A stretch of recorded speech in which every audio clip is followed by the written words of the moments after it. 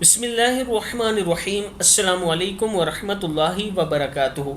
عابد راجہ channel کی طرف سے آج میں اپنے دوستوں کو رسول اللہ صلی اللہ علیہ وآلہ وسلم کا ایک فرمان بتاؤں گا۔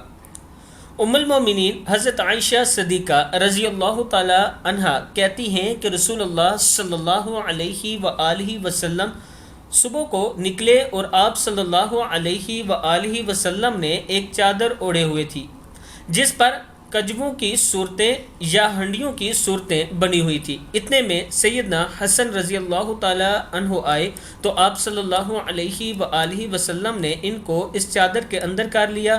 پھر سیدنا حسین رضی اللہ تعالیٰ عنہ آئے تو ان کو بھی اسی میں داخل کر لیا۔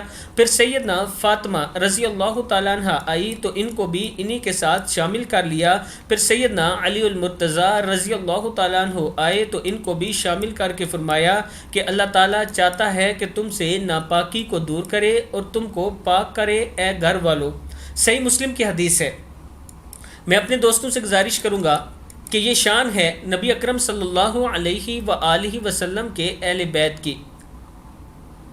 تمام مسلمانوں پر فرض ہے کہ اہل بیت کی تقدس بھی کریں، ان کا احترام بھی کریں، ان کی عزت بھی کریں اور صحابہ اکرام کی بھی عزت اور احترام کریں۔ ایک طرف نبی کے گھر والے ہیں تو دوسری طرف نبی کے شاگرد ہیں۔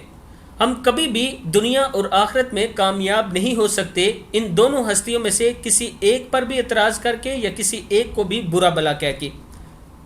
آپ دوستوں نے ان باتوں پر ضرور عمل کرنا ہے اور اس ویڈیو کو آگے ضرور شیئر کرنا ہے۔ السلام علیکم ورحمۃ اللہ وبرکاتہ۔